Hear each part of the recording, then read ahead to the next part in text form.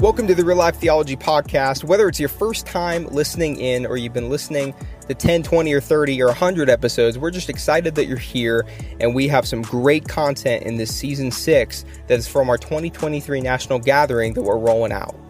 In this episode, Josef Steiner, who works for TCM International, discusses disciple-making in a hostile world. Josef is the director of missiology and disciple-making. In this session, Josef teaches on the state of discipleship in the world. He focuses on areas like the countries of Ukraine, Hungary, and Georgia. Josef has a good amount of international experience, and so he brings that to the table in not just discussing what disciple-making in a hostile world looks like in America, but globally. Let's go ahead and check out what he has to say and tune in together now. Let me introduce myself with a few sentences. You can see a picture of my family here. My name is Josef Steiner. I'm a native Hungarian, and I think in a few minutes you will meet my wife as well because she's here with me. You can see our two grown-up kids, Rachel and David. We live in Budapest, which is the capital city of Hungary. And I'm a ordained pastor. As a matter of fact, my ordination happened back in 1997, near here in St. Joseph, Michigan, in the Restoration Movement, which is in a Church of God congregation in St. Joseph. After serving here a few months only, we moved back to Hungary, which was relatively newly experiencing religious freedoms. So we started to plant congregations, as well as we served in some older congregations beside that, because it's a shortage of evangelical pastors and ministers. Many of us have multiple churches most of the time, which is not very ideal. You cannot focus on one, but this is the case over there. Also, I worked with the Evangelical Baptist Union in Hungary and served on nationwide scale as well in the national leadership, especially being responsible for the missions work in the Christian schools nationwide under the leadership of the union, as well as the social institutions and all kinds of different units on the mission field as the national missions director.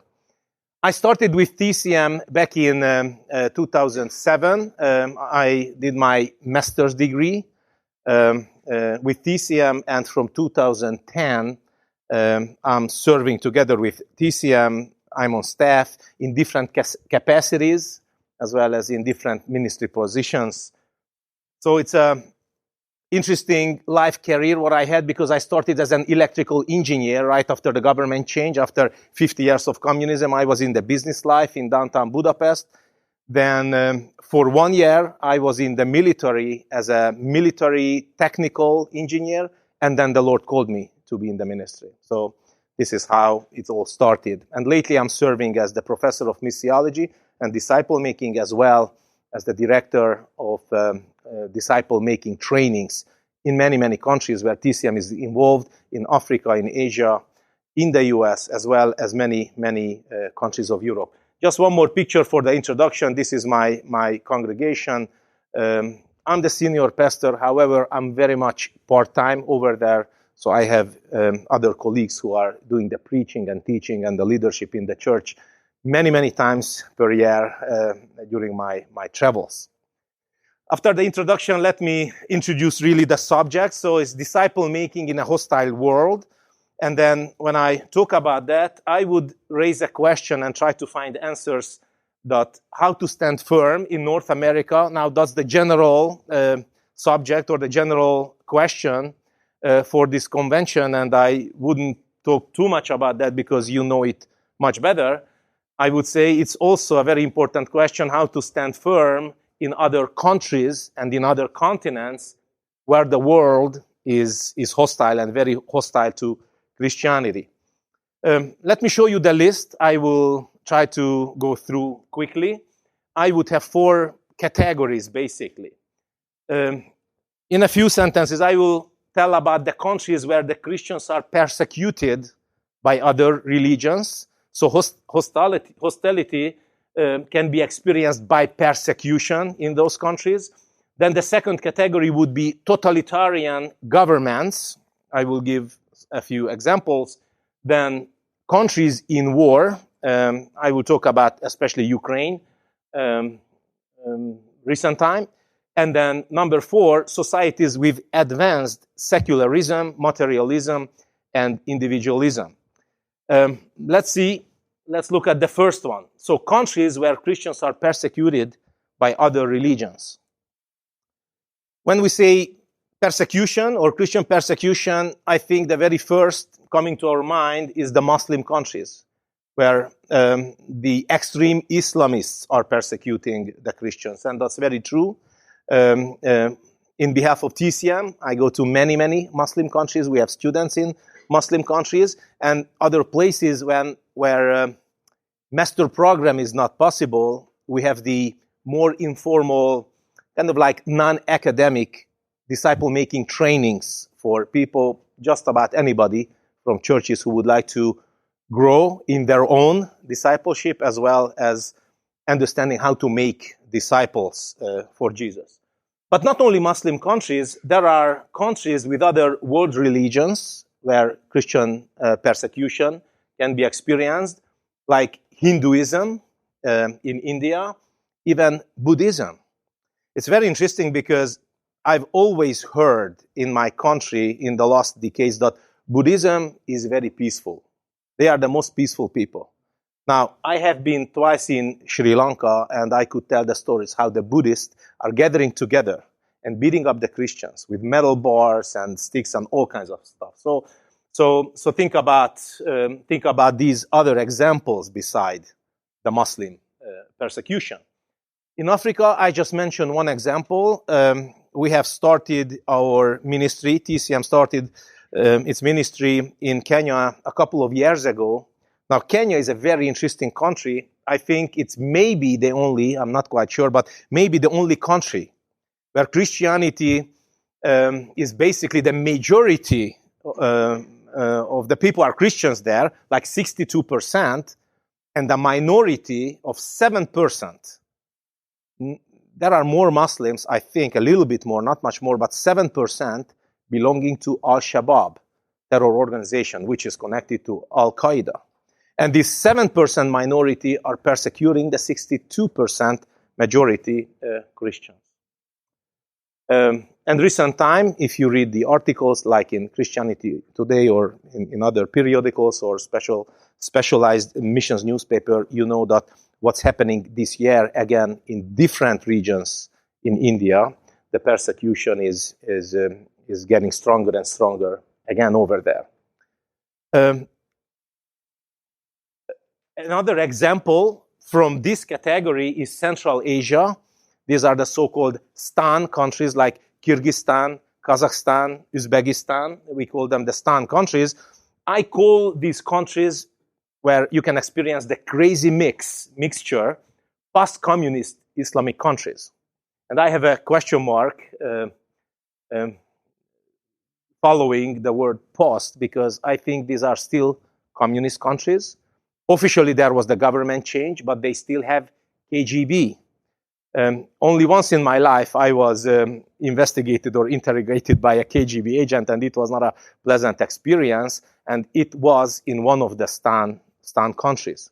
In Russia, at least, they renamed it. So it has a different name, same headquarters, same everything, but in these countries, they still have the words here on copper letters, KGB, which is KGB with English pronunciation. Just one picture, they have Lenin and all of the communist heroes everywhere. This is just one picture. I could show you like hundreds. It's everywhere. In my country, in many countries in Central Eastern Europe, where communism ruled for 50 years, these are forbidden symbols, forbidden statues. You could be jailed if you have like the communist red star on you.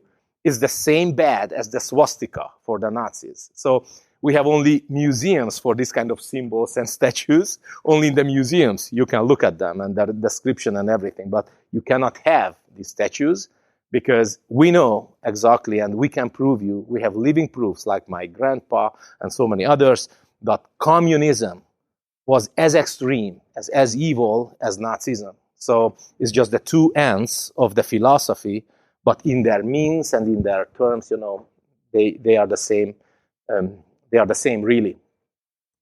Talking about Central Asia, you can see a room full of high school students. This is one of our TCM's disciple-making training. One guy here, this is a TCM graduate. So he invited me there to have this training for these high schoolers. Now, we needed to go to the suburb out where there are scattered homes only. In downtown, we couldn't do that, and we needed to close all of the windows and everything.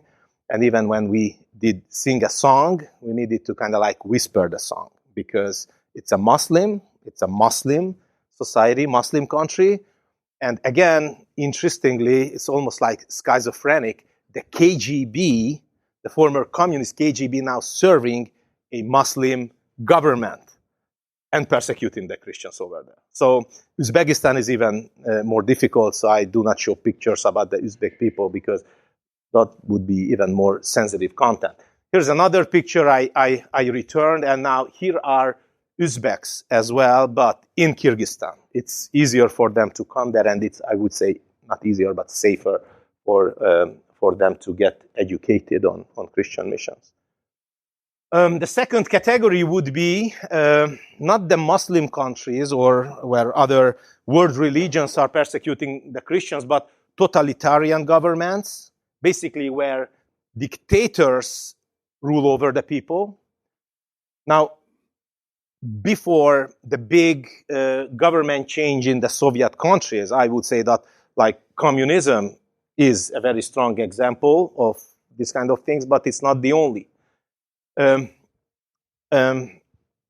I say communism or socialism, it's almost identical. We know a lot about this. I was growing up during communism or socialism, during that communist regime.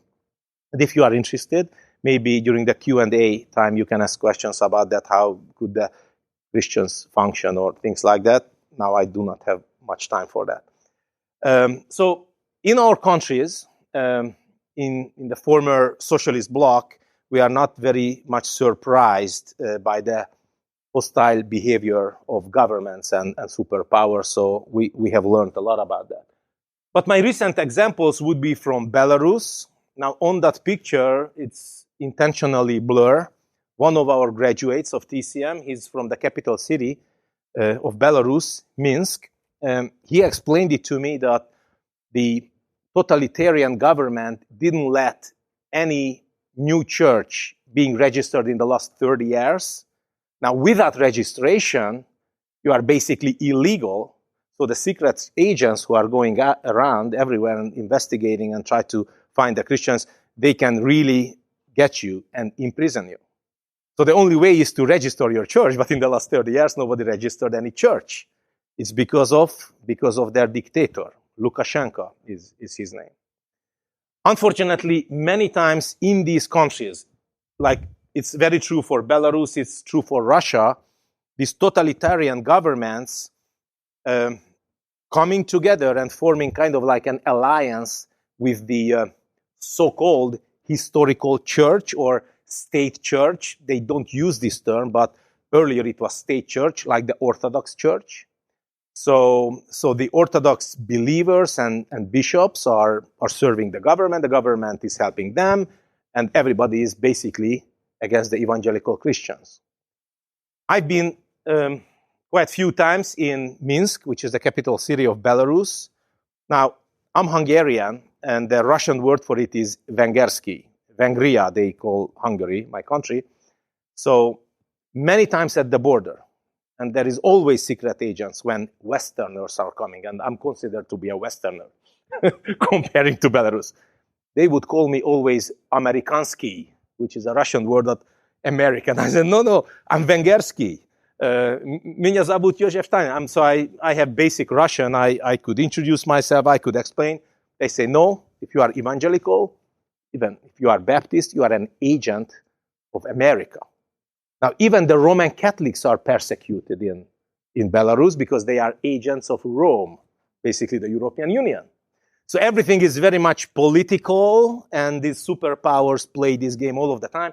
We have several students in Russia, in Ukraine too, but Russia too. And this is what I hear all of the time from my students. Before the war, I did teach there several times during the war. Zoom is a good solution still. They tell us that it's not really persecution for the evangelical Christians, but it's a kind of like harassment. It's oppression and putting all kinds of railings around them.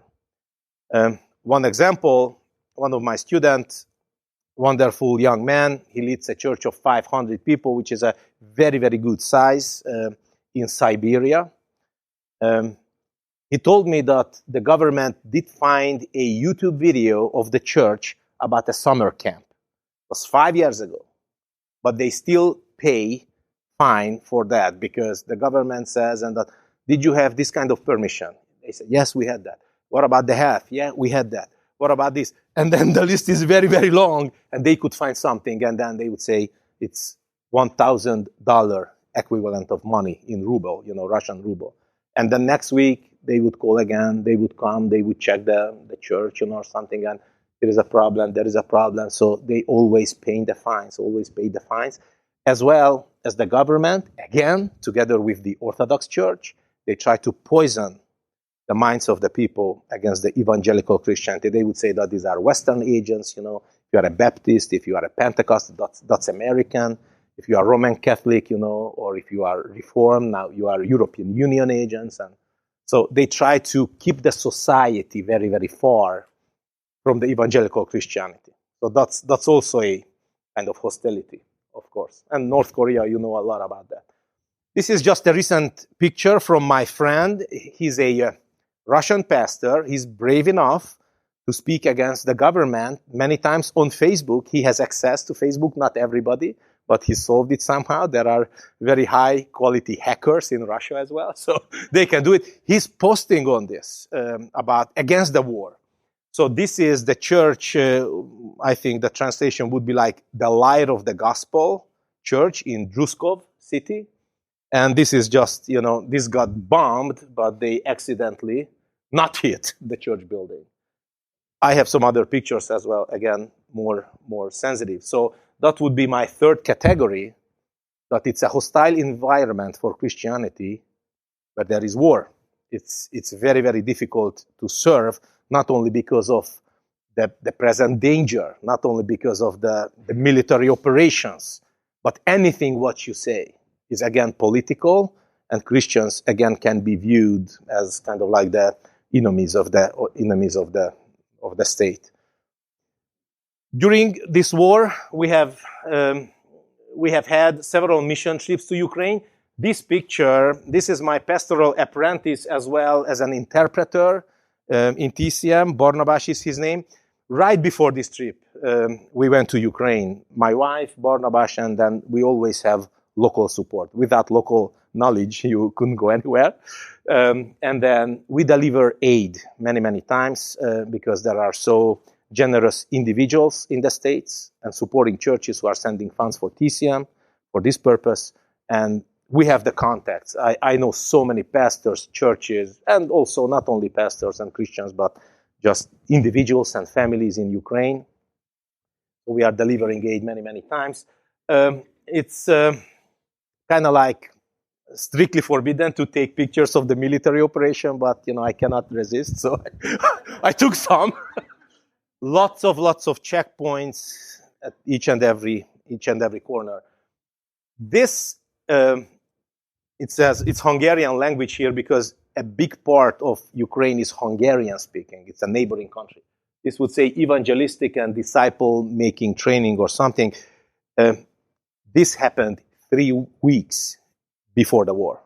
I think it was by the Holy Spirit because then during the war, I haven't had any disciple-making training, although we had several trips there, but it's aid-oriented. So this few weeks ago, right before this trip, when we went to the city of Odessa, we met a pastor who was a new friend for me, a new contact, and now he invited me back to lead a disciple-making training because their church, which used to be 1,200 people, now it's only 400 because most of the people escaped and and went to West Europe, some to the US. So the church is only 1/3, but they are serving the entire city. Why? Others also could serve the city, but they do not have hope. The hope could be found in the church, in the Christian church. So they are serving kind of like a hub for all of the aid operation. I delivered lots of aid for them, but he says, oh, but that's not it. We also need evangelistic and disciple-making training because now we have the big possibility. So I'm not saying that there is a revival in Ukraine right now, but I would say that people are extremely open. Still, the churches got shrinking because they lost many. Families escaped to other countries, but people are very open now. So you can start conversations anywhere. You can pray for people, they would accept it, no matter what is their religion or something. Now it's a nominal Christian country, so everybody would be probably Christian in a nominal way, most of the time, Orthodox people. All right, point number 4, or category number 4, societies with advanced secularism, materialism, liberalism, and individualism. That would be the 4th category, which is also hostile to Christianity. My examples would be the European Union, especially West Europe. So you can see these are some documents, what they are, creating and crafting, and LGBTQ is very strong, and so many other stuff, what Christianity, evangelical Christianity cannot accept, so then the EU would go against those people. Abortion and so many other issues. I don't want to get very deep into this. And of course, I wanted to be polite, and I said several states and areas in the United States of America. I think it's polite enough. As David Young said an hour ago or so, the 250 years of vacation is ending. This is what he said an hour ago. So the worldwide Christian church has been experiencing opposition, oppression, and persecution in the last 2,000 years. Now it's coming to the countries where it was not experienced, it hasn't been experienced yet. So I think that's why we have this convention here. Okay, let's go to the second half of this presentation, and I would like to save some time for the questions, answers, just a good dialogue. How to proclaim the gospel and how to make disciples. I have 6 points here. One is, be strong in your identity. We have got a new life, and we shouldn't back up in any way. I don't know if you know that song. It's written by Sundar Singh, who was a famous evangelist in India. The song goes like this, that I have decided to follow Jesus. And in the refrain it says, no turning back, no turning back. Point number 2, build personal relationships. Now, in many countries, mission couldn't be accomplished by organizations. Missions cannot be accomplished by churches because of the nature of that country and the society and the entire situation. But things still can be accomplished on a personal level. So building personal relationships, it's especially important. Point number 3, incarnate the gospel. So make it culturally relevant for the people, for the different people groups. And I think this is how TCM can be a very strong help for many of you who are pastors or elders or just enthusiastic and committed church members in your churches, because we have the local knowledge. We have the very wide network. All of our graduates and students, it's nearly 3,000 people who are lay pastors, church planters, elders, youth leaders. There is a high chance that you name the country and we can tell you who are the people there. Many places it's national leaders or just people in different congregations. So it's very, very important to incarnate the gospel, because the different people groups, different ethnicities and nationalities have their own way of thinking, circumstances, challenges, etc. Point number 4, live a holy life and be attractive this way. So I don't buy the idea that we need to give up the committed Christian lifestyle in order to be attractive. I think we don't need to give it up. I think we shouldn't give it up. I think we must not give it up. Just live a holy life. A holy lifestyle is always attractive. I have had very, very interesting, for me, it was eye-opening. These were eye-opening discussions with Muslims in different countries. And they told me so many times that the things what they hate in West Europe and in the USA is not that it's Christianity and we are Muslims, but how worldly those countries are, they said. And we would like to punish them because they use the same God's name. I mean, we don't say Allah, but they think it's the same God. This is what they say. And then we are not bringing glory to this name in the US and in West Europe. So many of them very, very angry because of that. The holy lifestyle of Christians is even attractive for a Muslim. And most of them who come to Jesus, they are coming to Jesus either by miracles, what they experience, supernatural guidance from the Lord, or by watching some Christians who are authentic and live a holy lifestyle. So I think this is also a very important point. Point number 5, make disciples, and especially make disciple makers, not only disciples. I think this is the way to go, and this is our strategy at TCM, as well as during my ministry of disciple-making trainings. We are not only making disciples, but I try to train the trainers, being the trainer of the coaches who are making disciples during our educational ministry as well, and during our missions. And point number 6, be dependent on God. Jesus Christ says, without me, you cannot do anything. And I think we need to take this very seriously. Depending on God is just better than any human strategy, what we can put together. Our strategies are okay. I'm a strategist as well, so we can have good missions plans, but everything only follows the dependence on the Lord. And finally, I'm talking about, especially this point number 5, making disciple makers. I think here is the basic question or the defining question for this: how to equip Christians for serving in a hostile world. And here is the answer. The answer would be that we need to overcome the structural weakness. This is what we call in our countries the one-man show. Now, during communism, or the Eastern European communism, here was the principle what the governments used. Beat the pastor and the flock scatters. So basically what they did, they executed, in some countries they executed the pastors or the main elder. Many churches, they didn't have any pastor, but there was an elder, a layman, who was the ultimate and the only leader of the congregation.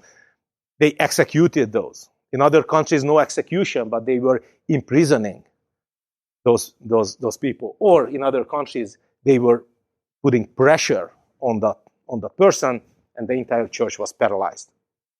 Because our people in our churches, they were not equipped. And nobody really believed that I can be an instrument in God's hand. Everybody says that, oh, our pastor is the instrument in God's hand. I cannot be that. So I just follow the pastor. But then the government removed the number one leader.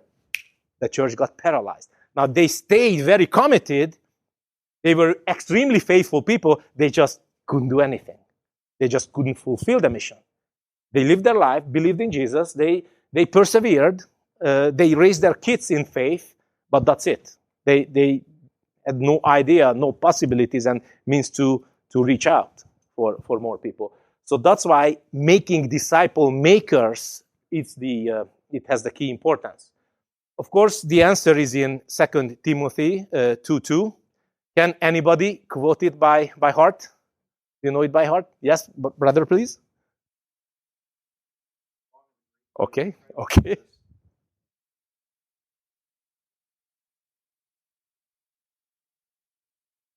Wonderful. How many generations of Christians are mentioned here in this second?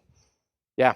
Some says 3, but it's 4, basically. There is Paul, and there is Timothy, and of course others as well. This is just one example. And there are the faithful men who are able to teach others. And probably this chain continues. So it's 4 is mentioned, but it's bottomless, So it goes far. I think this shows us how important it is to become spiritual grandfathers and grandmothers. During my trainings, I use this example, picture of a chain. And many times I have the chain with me as well. And I would say that listeners, attenders, brothers and sisters, you are right there, that golden piece, right there. That's who you are. I'm sorry. My screen is too close here. That one. So that's you. You are the golden piece. What else you would be? You are golden, yes? So are you in discipleship? Are you in disciple making? Only if you can name at least one person above you, not hierarchically, but spiritually, at least one person above you. And many times it's not one person. For many of us, it's several, because maybe our father, maybe our mother, and our pastor, and different pastors, because pastors moving and pastors die, or things happening. But at least you need to be able to name one person above you, as well as minimum one person under you. Not hierarchically, but spiritually. And for many years, this was my understanding about disciple making. It's very good, but it's limited. So what I did, I distributed always these 3 pieces of chain, and I said, put it on your keychain. But nowadays, I don't do that. I do 4 pieces of chain. And I would say that, think about that piece of chain as well. So some people invested spiritually, energy-wise, time-wise, into your life. Now be sure that you do the same with at least one person, probably more, in a way that that person will be able to do it in the future as well. So it's 4 pieces always. Now what I tell my elders in my church is that, okay, go to the hardware store and bring me like 150 pieces of chain, I would say, but 4 pieces, not 3 anymore. He says, why? We used to use the 3. No, 4. Bring the 4, because this is a good illustration about not only making disciples, but making disciple makers. And so that's the chain. Here is an example, some pictures. This is from Georgia. I mean the country of Georgia, not the state of Georgia. So these are Georgians. Our leader there, Georgie from Georgia, David and others know him. Many people are called Georgie in Georgia, but doesn't matter. So these are the students. Now look at this. Here is my example. His name is Tornike. Tornike, it's a Georgian name. He's a son of a bishop, an evangelical bishop of a huge church. The church is very good, going very well. Now, Tornike became my disciple, my personal disciple as well, but first a student in the disciple-making class. And he was very kind and very honest, and he shared it to me that, Joseph, I don't believe that I can lead anybody to Jesus, or I can make a disciple. I said, why is that? In my understanding, you are coming from an extremely good church. I heard from the other student that your father is a so committed, great Christian man and the servant of the Lord and raised you very well. He says, it's all true, but I always witnessed my father doing all of these things. And the other leaders in the church. I was raised up there. I cherished everything. I embraced the idea, everything, but I think it's not for me. I said, okay, we need to pray for you. So I arrived on Saturday. I already met the students, and then Sunday we went to the church. Now it's very humble churches. Look at the building. That's one of a church in the capital city. Now Georgie, the leader, is my interpreter, and Sunday we needed to get on our knees to pray for all of the students. I told the entire congregation that let's do not only concentrate on ourselves during this worship service, what's happening with us, how the Holy Spirit moves between us, but tomorrow morning, for 5 days, we start this master's level course on disciple making, and I want things happening during that course. And then Monday we started it. Here you go. So here is the little class. Some older pastors, some young ones, and ladies as well who are leading ladies groups, personal disciple making groups. Here is Tornike. I was watching very, very carefully. I really love these Georgian people. They are very creative. I said, could I take photos of your notes? how they take notes. Look at that. Their writing is nice, but they're so creative. Even the men are making their name tags like this. It's a man's name. So this is how they put their name on on that little label or something.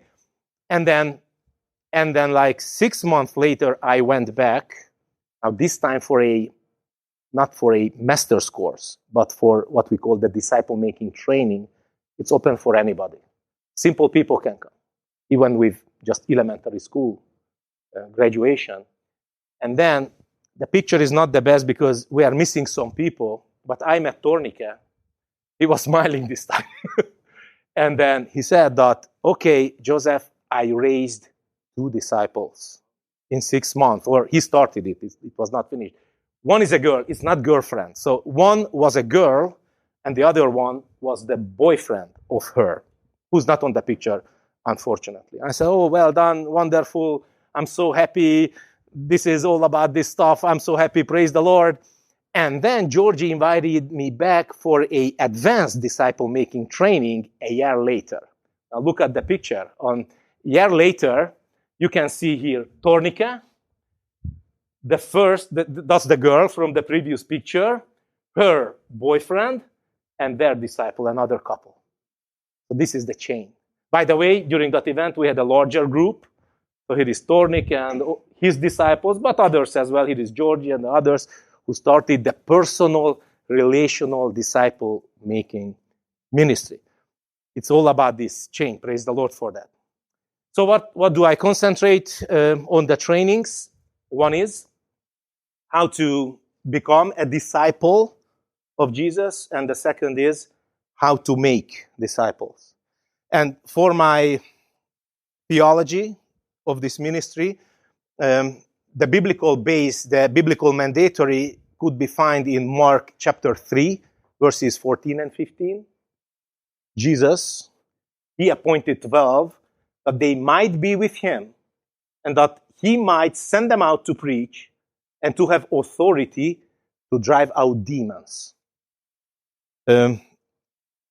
This passage has key importance for this ministry, I think, because you can find the answer here. Why did Jesus choose disciples? Why he decided to do so and not doing everything manually by himself? Why he needed, I don't know if it's a good word, he needed anything or not, or anybody or not, but basically why he needed, why he wanted to have disciples. Now, if you do a very quick exegesis on these 2 Bible verses, you can recognize that there is a primary purpose and there are 2 secondary purposes here. Jesus appointed the 12 so they might be with him. And that. So they might be with him. That's the primary purpose. And there are 2 secondary purposes. So Jesus could send them out to preach as well as to casting out demons from people. Now listen, brothers and sisters, my thesis is that this is very relevant and very true for our ministry as well. There is a primary purpose, which is above all. Jesus did choose you, selected you, elected you, and called you, so you might spend time with him, be with him. That's the primary purpose. If that's done, then the secondary purposes, which I called derived purposes, because these are derived from the purpose number 1, can happen. And it's my purpose, and these 2, my purposes and your purposes too, that you can preach. Now, you say, oh, I don't preach. Proclaim the word of God. Some are called to preach from pulpits. Some are called here to give their testimonies in the church from the stage. Others proclaiming the gospel in the neighborhood, in your marriages, for your kids, workplace, for the classmates, etc., etc. And also the secondary purpose, driving out demons. Now you can say, wow, I do not have the spiritual charisma of exorcism. But still, here we are on this earth to help people to be freed from their demons. When you counsel them, when you pray for them, when you just hug them, you are escorting them on their Christian way. This is what you do. You are helping those persons to be free from their demons. So basically, to preach the word and helping people, words and deeds. These are our purposes, but only secondary purposes. The primary purpose is to be with Jesus. And if the primary purpose is reached, you are spending time with Jesus, then the two secondaries, I wouldn't say automatically will happen. I would say as a natural overflow, you can reach those goals or purposes. Because Jesus is transforming you. You are growing in your discipleship. And naturally, as a natural overflow, you are able to make disciples, especially disciple makers. One is that you encourage this from the first point. So I would tell them many times, and this is what I learned in TCM and from TCM, that during the first meeting, I would say, I can come back, I can invest my life or a part of my life into you. I can be far from my church. I can be far from my family. I'm taking these dangerous roads and everything and the cost and everything, but it's very valuable. You need to understand it's valuable. I'm expecting you do the same thing.